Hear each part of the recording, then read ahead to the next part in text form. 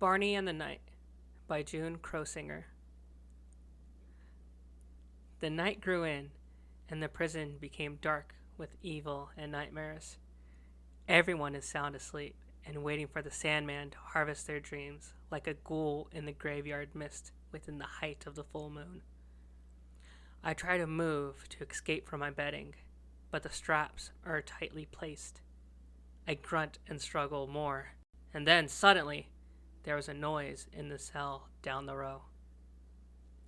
Tensely, I lay silent, waiting for some sort of terrifying creature to look into my eyes as it swallows me whole. But from my cell, I see Barney sneaking out from the prison block. I finally slide out of my bunk, and then I jimmied the doors.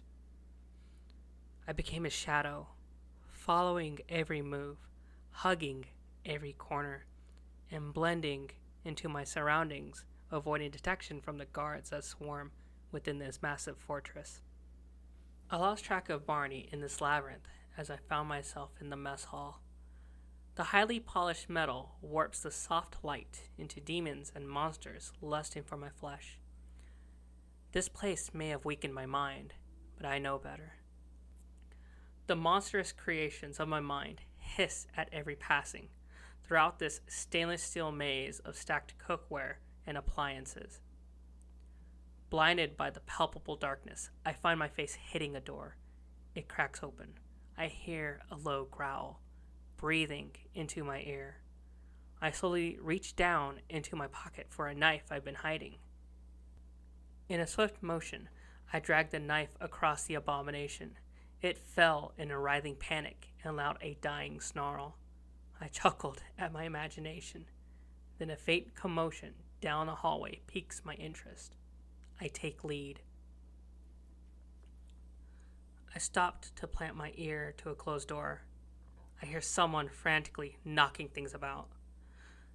Gently, I open the door, peering in and seeing nothing. But with a deep and reluctant breath, I swiftly open the door, avoiding that typical horror movie cliche creaking. And there he was, Barney. "What are you doing here?" I quietly asked him. "I'm trying to find my rings, man. They stole my rings." He makes a mess of the evidence locker, thrashing about. "Rings? What are you talking about? Just a pair of stupid rings?" I try to reason with this madman.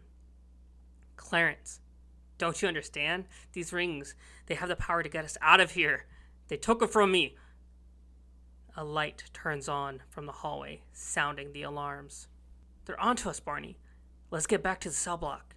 "Not without my rings," he casually states while softly sifting through the pile of boxes. "Fine. I'll wish you luck." I quickly backtrack throughout the hallway, avoiding capture. "Barney, you fucking idiot."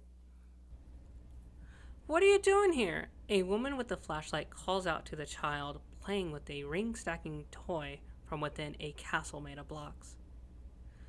I try to whisper to Barney, but it's too late.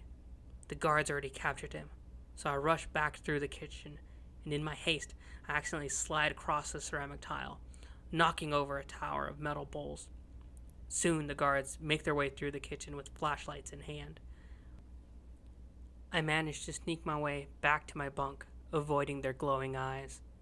The guards loudly stomp into the cell block, and one of them pauses at my bunk, shining a light. They look at me as I lay still in bed. Then I rub my eyes.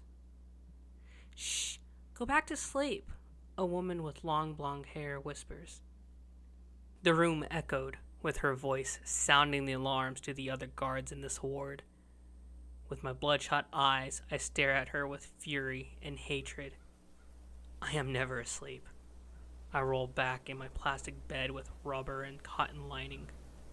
I look outside through the barred windows into a darkening sky. A storm is coming. What could this ever do for playtime outside?